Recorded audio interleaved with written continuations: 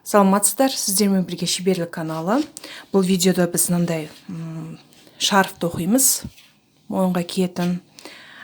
Бұл шарфтың сондай бір ерекшелігі, кейбіреулер үйінде көп тоқығандықтан осындай қалдық жіптер қалып жатады. Соларды пайдалану үшін өте жақсы және де әдемі қызықты шарф болады деп ойлаймын. Әрине, мынандай қыс уақытында аса жылы болады деп айтпас едім. Бұны сәндік үшін киюге де болады. Киюге болады, иә. Ол үшін бізге жіптеріңізде көріңіздер, қандай жіптер бар, түстері. Мысалы, мынаның өзі барлығы кетпейді, аз ғана кетеді. Және де ілмек керек. Мен 2 ілмек алдым. 3 пен 2-ні. Және де спицы. Интернетте тоқылған инелер деп аталады деген аудармасы. Бірақ көпшілігімізге спицы деп танымал болғандықтан спицы деп айта берейін. Қайшы керек. Мына жерде менде 7 түсін тоқып бастап қойдым. Қазір соңғысын сіздерге 8-шісін көрсетемін. Ілмекпен, 3-ші номерлі ілмекпен мен 115 алып қойдым.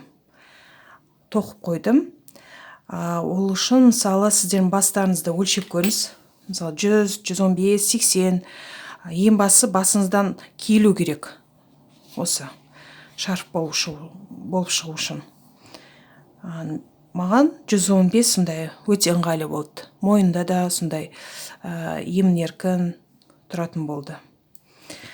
Ал ілмекпен қалай тоқуды мен алдыңғы видеолардан көрсеңіз болады. Онда бастайық. Мына жерден ілмекпен тоқылғанды өткіземіз. Мына жерде сондай түзу болсын, жібіңіз оралып кетпеуді қадағалаңыз. Әйтпесе кейін тоқылған осы затыңыз сондай қисық болып шығады. Ол үшін сіздерге мынау алдыңғы беті, мынау артқы беті көрініп жатыр деп ойлаймын. Мінекей айырмашылығын байқасаңыздар. Ал бізге алдыңғы беті теріс қарап тұру керек. Яғни артқы беті керек. Сол кезде ғана біздің тоқылған затымыз ішке қара өзі бұратылып тұратын болады.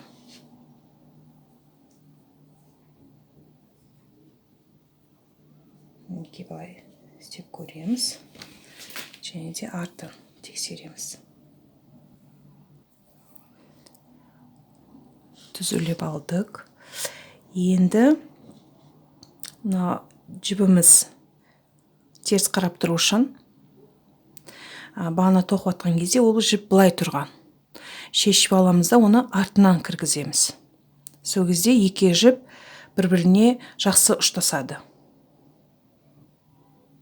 Мына жерде бірінші ілмекке кіргізіп, жібімізді шығарамыз. Маған камераға тоқу сәл ыңғайсыз. Үшін айыптай көрмеңіздер мені. Міне ілмекпен қостым 2-ін. Енді келесі қадам, камера алса, мына жерде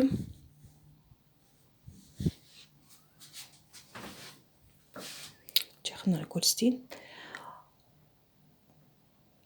Міне қазір. Әрна ұяшықтан бізді жіптерді шығару керек. Теріс бетінен. Яғни алдыңғы бет емес, міне алдыңғы оң емес, теріс жағынан мынандай мінекей көрінді. 1, 2, 3. Осы ұяшықтан біз жіптерді тартып аламыз. Маған ілмекпен кейбіреулер мүмкін спицамен шығарып алатын шығар, бірақ маған ыңғайсыз болды. Сондықтан мен 2-ші номерлі ілмек алып, осымен алып шығуыма ыңғайлы болды. Сіздер көрсетейін. Бастамасын. Кейін өздеріңіз істеп көресіздер.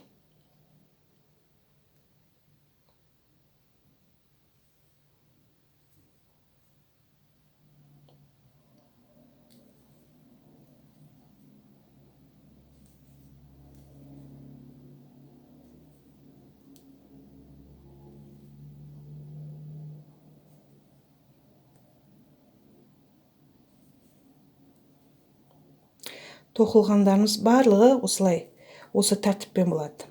Яғни біріншісін әшейін тоқимыз, екіншісін алған кезде кіргізіп отырамыз.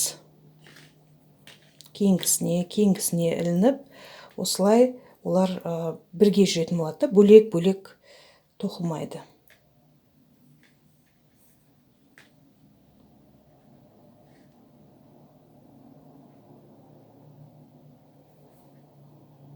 Мінекей. Мына оң жағы біз теріс жағынан алып жатырмыз. Қадағалап отырыңыздар, жіпіміз айналып кетпесін. Бір-екеуін көрсетейін. Мына жерде камерамыз онша ондай қылмай жатыр. Түсірмей жатқан сияқты. Сәл алысырақ ұстап тұрайын.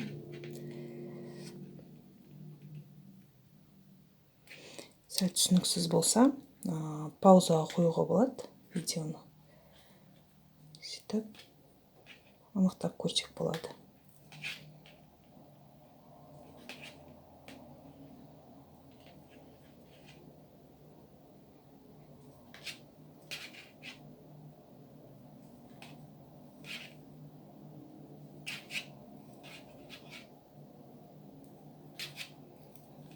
Және де кез келген бас киіммен киюге болады, өйткені бүкіл түс бұл жерде бар болғандықтан, кез келген жасыл түсті ма шапкаңыз солармен киюге де болады. Орамал болсын.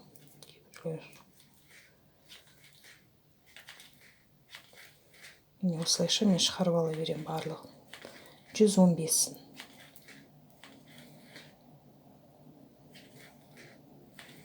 Өстіп шығарып алыңыздар, кейін тағы кездесеміз. Мына жерде болып қалдық. Қазір кішкене қалды. Көрсетейін дегенім, мүмкін біреулер байқады ма, байқамады ма. Мысалы ғана алып болғаннан кейін біздің ілмегіміз сәл алысырақ алайын. Ілмегіміз өте нәзік болғандықтан кейін әр жіпті қатты тартады. Мінекей, мына жерде тағы біреуін алайын. Сосын соңғысы.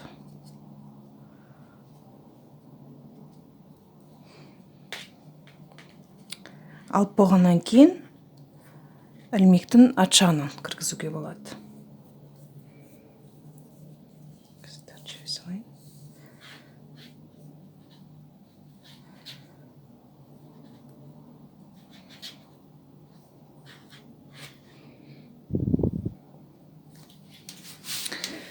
Бітірдік. Енді келесі қадам. Мынандай маркер кезсек болады. Жібіміз қай жерде басталғанын біліп отыру үшін. Егер сіздерде бұндай болмаса, басқа түсті бір жіпті байлап ортасынан кесіп алуға болады. Енді біздің спиціміз үлкен болғандықтан бірінші қадағалап аламыз. Барлығы дұрыс тұрма. Міне менде дұрыс тұр. Мына жібімізді сәл әрі қойсақ болады. Енді мына жерден спицаны тартып алсақ болады. Бірақ мына жеріңіздегі жіптен шығып кетпейсін. Менде болған ондай жағдайлар. Шығып кетеді, сосын қайтадан кигізіп отырасың. Өте қатты. Жөндеп қойайын мен. Жөнделді. Мына жерден шығара салайын біреуін.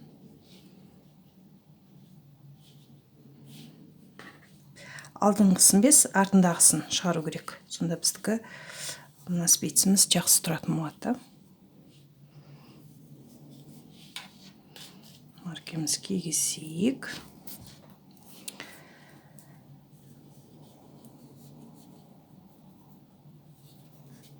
Біздің жібіміз. Енді біз тек қана теріс тоқып отырамыз. Егер тоқуды енді үйреніп жатқандар болса, солар үшін жай көрсетіп жіберейін мен. Қатты тартудың қажеті жоқ. Жай мезеп. Өзі кете береді.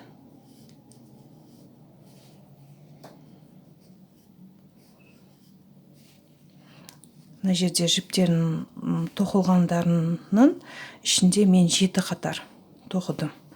Сол жеткілікті екен. Әрине, егер сіздер жуандау қыламын десеңіздер, 7-ден көбірек істесеңіздер болады. Айталық, үйіңізде қалған жіптер аз деп ойласаңыз, менде мына жерде 8 жіп түсін таптым үйде. Солардың барлығын тоқып жатырмын. Сондықтан 7 қатарда тоқылған қалыңдық жеткілікті болды.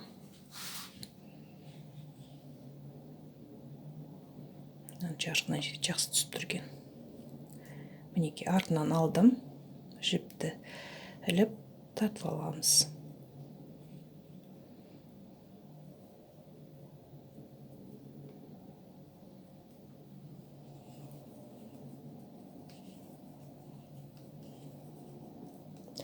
Соңына дейін көрсетпей қойайын. Осылайша әр осы маркерге келген сайын келесі қатар басталады. Сөйтіп санап 7 қатар тоқып шығыңыздар. Кейін қалай бітіруді көрсетемін. Өте оңай дер едім. Осы шарфтың түрі тоқылған. Егер сұрақтарыңыз болса, астына жазыңыздар, жауап беруге тырысамын. Мінеки бізде бір қатар көрініп жатыр.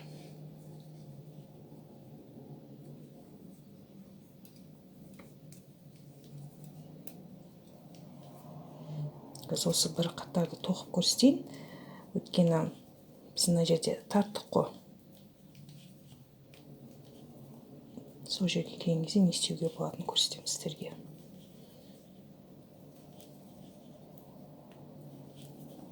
Осылайша.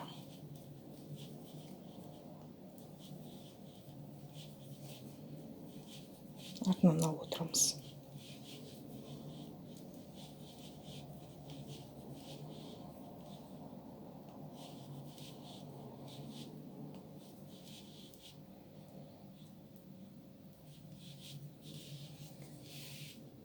Осылай тоқи беріңіздер.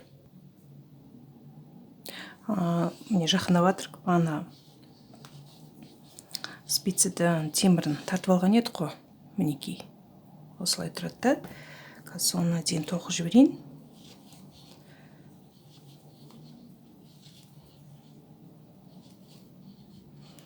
Осы бірінші қатарды бітіру үшін бізде әлі кішкене ғана қалды.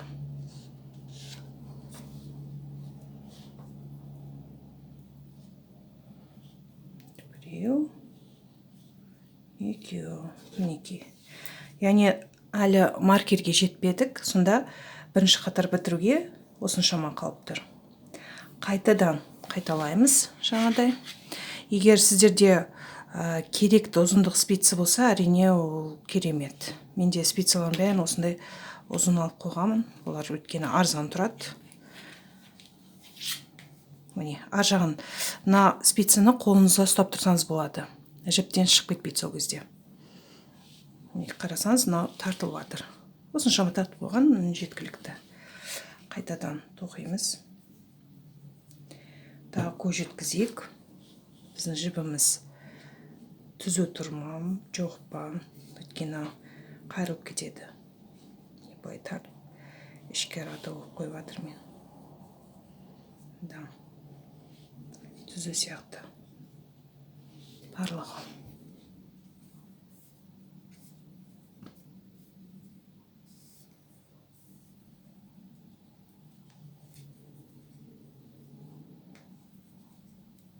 Қазір тағы бір жайтты көрсеткім келеді сіздерге. Өйткені мынау тоқып жатқан кезде мына заттар сәл кедергі жасайды. Сондан қалай өткізіп жіберуге болатынын көрсетемін. Онда арада тоқи беріңіздер. Осылайша. Екінші қатарды мен бастап қойдым. Көрсетейін дегенім, мысалға мына заттарыңыз кедергі жасап жатса, міне біздің тартып алған спиціміз, содан барлығын бетіп өткізіп жіберуге болады. Мінекей, қайттан тартып қойсаңыз болады, барлығы бір бұрышта тұрсын, және тоқитын жүріңіз, сонда шатасып алмайсыздар. И жалғастыра беруге болады ары қарата тоқуды.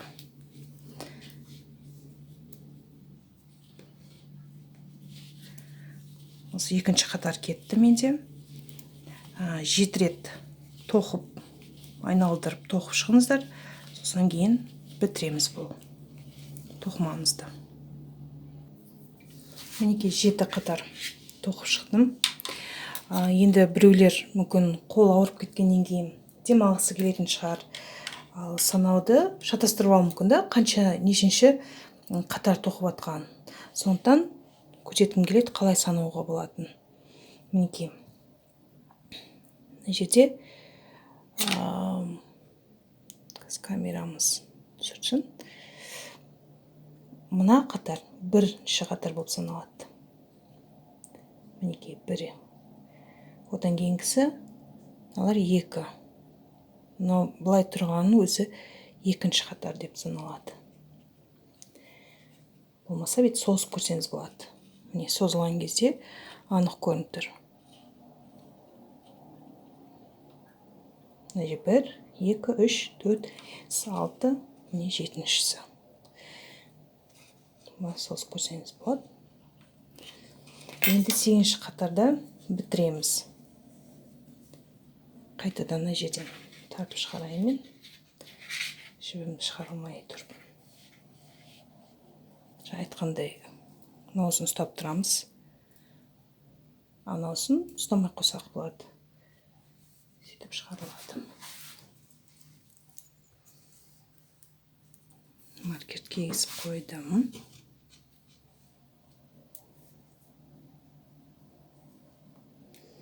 Сол тәртіппен теріс тоқимыз. Біріншісін алдық.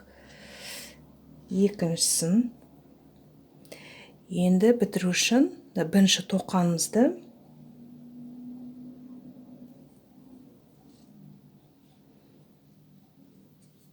мінекей, бірінші тоққанымызды алға шығару керекті.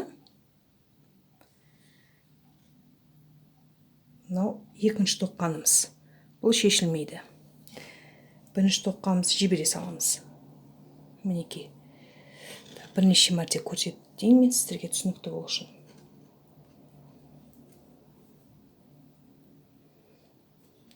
Енді арт жағындағысын ілмекті аламыз.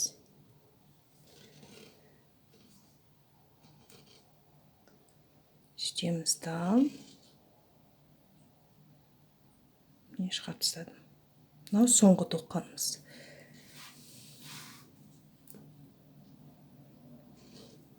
Тағы шығарайын. Сіздерге бұл түсінікті болу үшін сондай жай көрсетіп жатырмын. Артқы тоққанымызды шығарып,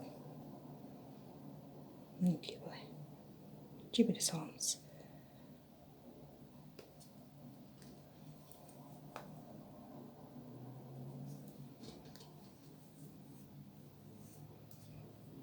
Бітіп жатқан көрініп тұр.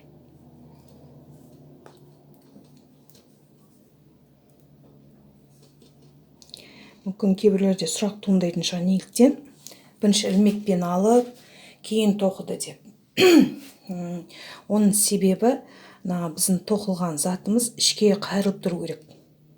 Егер де осы спицымен өзімен тоқып кете беретін болсаңыздар, бұл ондай қайырылмайды, ол тіке тоқыма болып шығады. Ондай мен істеп көрмедім. Бірақ осы домалақ болып ішке кіріп тұрғаны көбірек ұнады. Сондықтан мен бірінші ілмекпен алдым. Сөйтіп тоқи бастадық.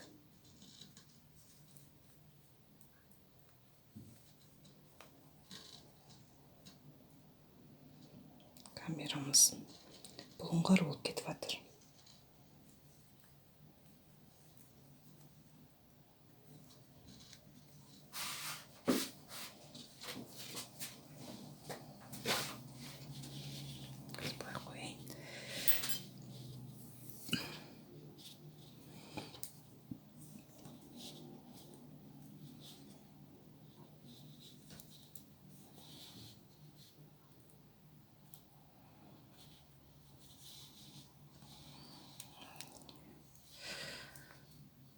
мінекей ішке қарата бұрылып жатырмыз.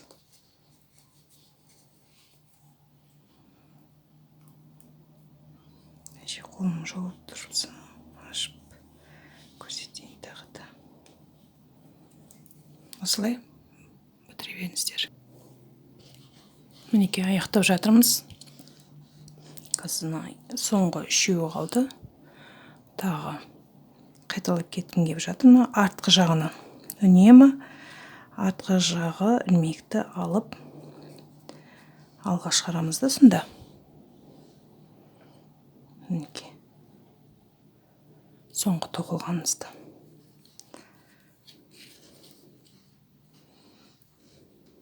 Қайтадан артқы тоқылғанды ал жағынан кессек болады. Сөйтеміз де мынаны былай шығарамыз. Соңғысы кигіздік.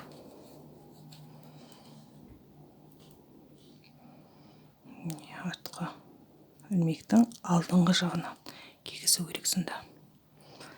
Сөйтеміз де міне шығардық. Енді бітіргеннен кейін әжіміз қырқылсақ та болады. Кезектен алып тастаймыз.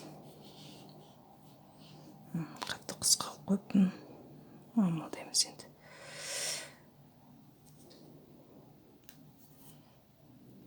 Тартып қоямыз. Алдыға жаққа қаратайық та. Біреуіне кесе салуға болады. Мені бастағанымыз, но аяқтағанымыз болып тұр. Енді бірден артығын қырық тастамай, кішкене жіптен арасына кіргізіп жіберуге де болады. Сол кезде сенімді боламыз да, бұл сөгіліп кетпейтініне. Кейін қырық тастасақ болады. Соңына дейін кигізе берудің қажеті жоқ.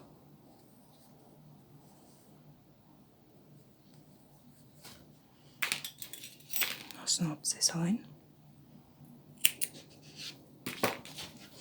Кейінгісінде істесек болады, міне бастаған жерімізді.